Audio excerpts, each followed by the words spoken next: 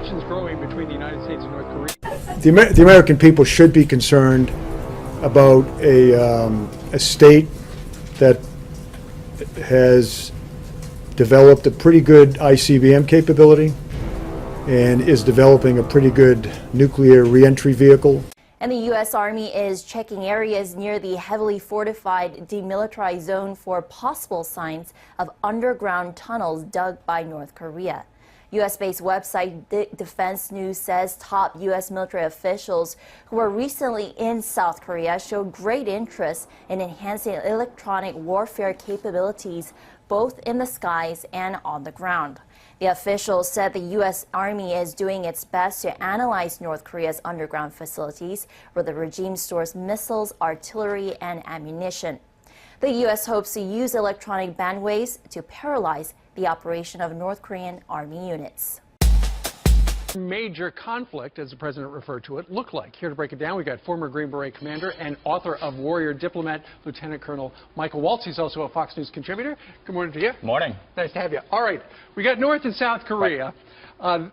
What's stunning in the beginning as we look at this is how close Seoul is to the DMZ. So you have 26 million people in Seoul, roughly double the size of Manhattan, within artillery range of North Korea.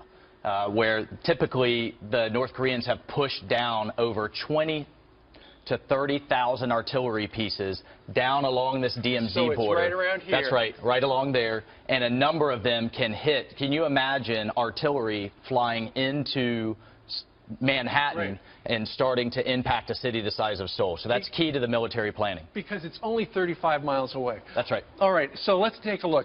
They've been waiting for this day for 50 years. That's right. And to our, in our column, the good thing is a lot of their equipment right here is 50 years old. That's right. It's absolutely obsolete. So how this thing would roll out, I think, if the diplomatic option fails and the North Koreans continue to march towards an intercontinental ballistic missile that can strike the United States, or even a shorter range one that can strike Japan and South Korea, first you would see our stealth capability come in. Okay. B-2 bombers, F-22 fighters that are going to go after the North Korean regime. Okay, we're going to try to decapitate right here in Pyongyang. Okay, so this depicts all of their assets. That's right. Meanwhile, these are our assets in South Korea. So you're going to see that stealth capability penetrate their air defenses, which, again, they've been building up for 50 years, but they can't detect our stealth bombers.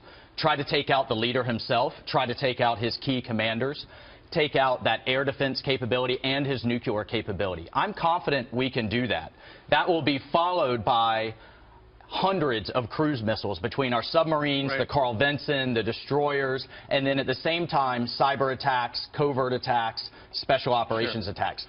Okay, so that's what we would do. That's what we would do. What about China over here? What are they going to do? Well, I think the president would like some help from that. That's right. Well, I think before the Chinese respond, then I'm worried about the day after. If we don't get all of their mobile missiles and we don't get the leader himself, you're going to see that artillery start deploying against all of our folks along the border here, which is the majority where our troops are located, over 30,000 U.S. troops, and then start firing on Seoul. So it's got to be quick and it's got to be clean. It's going to be quick, and that's right. That's absolutely right. You could also see we have 40,000 troops down in Japan and the 7th Fleet. You could see missiles starting to hit down at our air bases and our naval bases there.